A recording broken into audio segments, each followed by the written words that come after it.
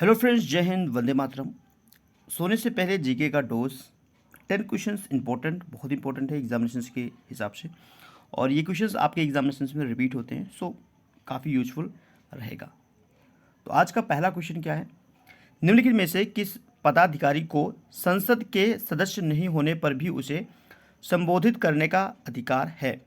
मतलब पार्लियामेंट का सदस्य नहीं होने पर भी उसे संबोधित करने का अधिकार है। So there are 4 options. Bharat के मुख्य न्यायमूर्ति, attorney general of India, solicitor general of India, Bharat के मुख्य निर्वाचन आयुक्त। देयर आर 4 ऑप्शंस एंड आपका राइट आंसर बनता है attorney general of India. Clear है? तो इनको भैया संसद की कार्यवाही में भाग लेने का अधिकार है।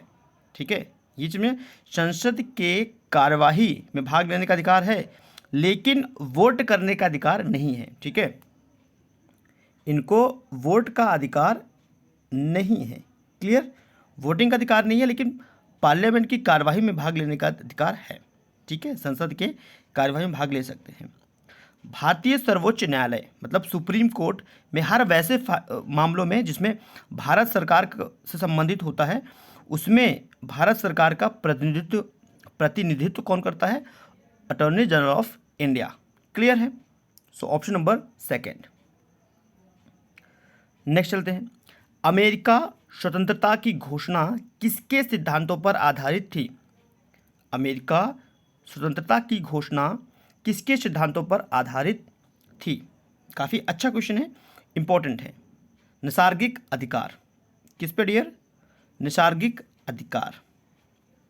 अमेरिकी आज़ादी का घोषणा पत्र थॉमस जेफरसन द्वारा तैयार किया गया था। ठीक है, थॉमस जेफरसन के द्वारा तैयार किया गया था। नेक्स्ट, खलीफा से प्रतिष्ठापन पत्र मंगाने और प्राप्त करने वाला प्रथम सुल्तान कौन था? इट्स वेरी इंपॉर्टेंट क्वेश्चन और राइट आंसर है आपका इल्तुतमिश। इल्तुतमिश दिल्ली सल्तनत का प्रथम सुल्तान था।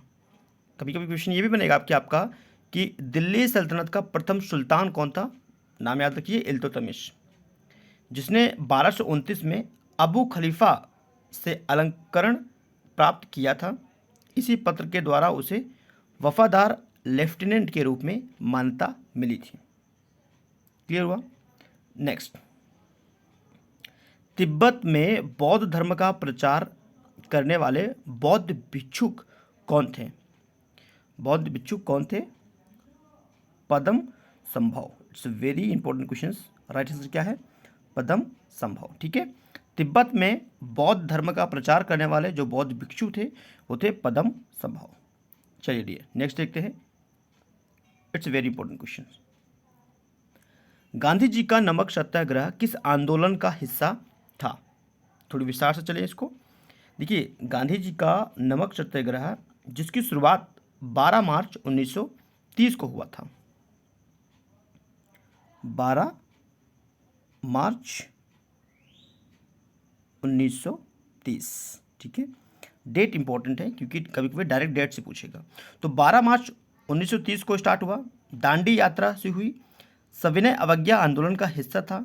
ठीक है, नमक सत्याग्रह जो था वो उपनिवेशिक भारत में ब्रिटिश नामक एकाधिकार के खिलाफ टैक्स प्रतिरोध कर रहे थे हम लोग, और अहिंसक विरोध प्रदर्शन की एक प्रत्यक्ष कार्यवाही थी। इसी सत्याग्रह के पश्चात 6 अक्टूबर 1930 को सविनय अवज्ञा आंदोलन का शुभारंभ किया गया था। क्लियर? 4 number question. चलिए नेक्स्ट चलते हैं। मध्ययुगीन लिंगराज मंदिर कहाँ स्थित है? ये आपका स्टैटिक जीके में आ जाता है और ये आपको याद होना चाहिए, डायरेक्ट आपको याद होना चाहिए। ठीक है, ऑप्शन में आपका भुवनेश्वर भी आएगा और ऑप्शन में आपका उड़ीसा भी आ सकता है। ठीक है, क्योंकि भुवनेश्वर क्या है? राजधानी है। किसकी? उड़ीसा की राजधानी है। तो कभी कभी आप क्या होता है कि राजधानी ऑप्शन में आ सकता है, कभी कभी आपका कैपिटल मतलब स्टेट। ठीक है, तो उड़ीसा आपका स्टेट और उसकी राजधानी भुवनेश्वर। और लिंगराज मंदिर भुवनेश्वर का सबसे बड़ा मंदिर है। ये भगवान शंकर का है, शिव का। 7 नंबर क्वेश्चन, चाय की खेती के लिए उपयुक्त मिट्टी कौन सी है? कौन सी मिट्टी में चाय की खेती अधिक मात्रा में की जाती है? लेटराइट मिट्टी। क्लियर है? चाय की जो खेती होती है वो आपका लेटराइट मिट्टी में अधिक मात्रा में होता है। ठीक है, आपका देखो चाय हो गया और उसी से रिलेट कर दिया आप कॉफ़ी हो गया और काजू की खेती। ठीक है, काजू की खेती के लिए भी लेटराइट मिट्टी बहुत उपयुक्त होता है। कॉफ़ी, चाय, काजू। क्लियर है? इस मिट्टी में मिलता क्या है? Iron oxide. ठीक है, आयरन ऑक्साइड की अधिक मात्रा होती है, इसी वजह से चाय और कॉफ़ी और काजू की खेती के लिए उपयुक्त मात्रा में मिलता है। नेक्स्ट, जीएनपी और एनएनपी के बीच अंतर किसके बराबर होता है? डायरेक्ट क्वेश्चन है और ये आपको डायरेक्ट याद भी होना चाहिए। क्लियर है डियर? इसका जो राइट आंसर बनेगा वो है मूल्यह्रास। क्या है? मूल्यह्रास। ठीक है, एक minute. GNP minus NNP equal to मूल्यह्रास। क्लियर? नेक्स्ट, यह कौन निर्णय करता है कि आमुख विधेयक धन विधेयक है या नहीं? देखो, लोकसभा का अध्यक्ष यह प्रमाणित करता है कि एक वित्त विधेयक धन विधेयक है या नहीं। कौन? लोकसभा का अध्यक्ष। डिसीजन लोकसभा का अध्यक्ष लेता है कि आपका ये वित्त विधेयक धन विधेयक है या नहीं। ठीक है, और यह प्रमाणित करता है संविधान के अनुच्छेद 110 के अंतर्गत। Okay, clear dear? आर्टिकल 110 के तहत। 10 नंबर क्वेश्चन, पृथ्वी की सतह से सबसे दूर वातावरणीय परत को क्या कहते हैं?